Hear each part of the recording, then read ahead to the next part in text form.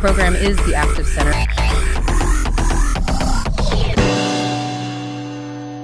Hey everyone, so today we're diving into the global map of black wealth, and what we found is pretty fascinating. It's really a tale of two totally different economic engines, one built around celebrity and ownership, and the other around industry and, well, building things. It's a story that's going to challenge a lot of common assumptions, so let's get right into it. All right, so first question, if you had to guess where in the world is the primary center for black wealth? Just think about it for a second. The answer might actually surprise you. Check out this number, 1.4 million. That's the estimated number of black millionaire households in the United States. And to be clear, that's not just individuals, that's whole households. It is an absolutely staggering concentration of wealth, all in one country. Okay, now keep that 1.4 million in your head for a second. And now look at this number, just over 135,000. That's the total number of millionaires across the entire continent of Africa, all 54 countries.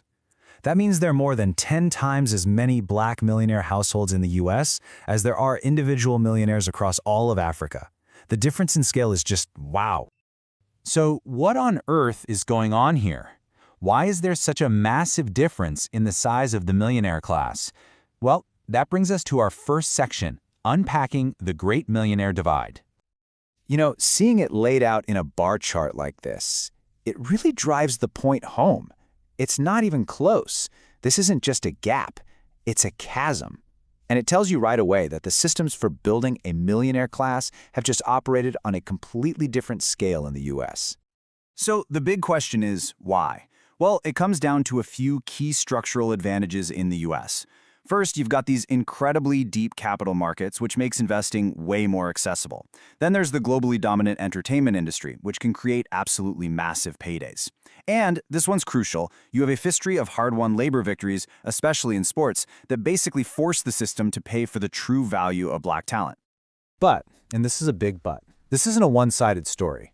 While the US has this huge, broad base, wealth creation across Africa is picking up speed and fast. It's really being led by what people call the Big Five markets. That's South Africa, Egypt, Nigeria, Kenya, and Morocco. In those places, homegrown industries and new innovations are creating fortunes from the ground up. Okay, but this is where the story gets really interesting. Because if we stop looking at millionaires for a second and we zoom all the way up to the absolute tippy top of the wealth pyramid, we're talking billionaires, the whole picture just flips completely on its head. And get this, Africa is actually home to more black billionaires than the United States. But just look at where their money comes from. In the US, it's mostly finance, tech, and media. You know, think of a private equity titan like Robert F. Smith. But in Africa, you're looking at industrial giants in things like cement and telecom, led by legendary figures like Nigeria's Aliko Dangote. They are two completely different blueprints for building a billion-dollar fortune. So let's dig into that unique American model a bit more, because it's really the key to understanding those millionaire numbers. It's all about this journey that people have taken from being superstars to becoming owners. This quote right here, it gets to the absolute heart of the American model.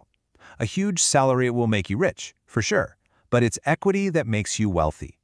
The real game-changing leap happens when you own a piece of the pie, when you go from being a highly paid employee to an owner who has a real stake in the business. And you can actually trace the history of how this happened. It really kicks off with legal fights, like when Curt Flood challenged baseball's reserve clause back in '69. That fight created free agency in sports, which finally gave talent some real leverage. And that leverage led directly to Michael Jordan's revolutionary Air Jordan deal in the '80s, where he got a piece of the action. From there, you see pioneers like Magic Johnson taking their NBA earnings and building huge investment empires in the '90s. And it all kind of culminates in the modern era with moguls like Rihanna, who became a billionaire not really from her music, but from building and owning her brand, Fenty Beauty. So let's pull all these threads together. When you zoom out, you can really see two very, very different paths to building a fortune. This table sums it up perfectly. The US model, it creates this really wide base of millionaires through media, sports, tech, all built on scaling a brand and getting equity. The African model, on the other hand, creates a more concentrated group of elite billionaire titans through industrial entrepreneurship. I mean, literally building the core infrastructure of the continent. Both are creating incredible wealth, but they're doing it in fundamentally different ways. And so all of this leaves us with one big question for the future. This is what the map of wealth looks like today, but it's not set in stone. As markets across Africa continue to grow, And as their own media and tech sectors start to take off, are we going to see that American equity model start to merge with the African industrial model? Could that create an even bigger millionaire class on the continent? It's a pretty fascinating future to think about.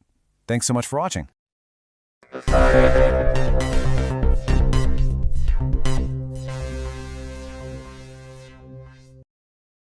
Hello, and thanks for listening. This is David Sepp and the Active Center team. For years, our mission has been to foster a community around engagement, health, and conversation. If you value what we do, please consider supporting us. We've started a GoFundMe to cover our production and operational costs, including those pesky social media fees. Your contribution, big or small, helps us keep going. Thank you.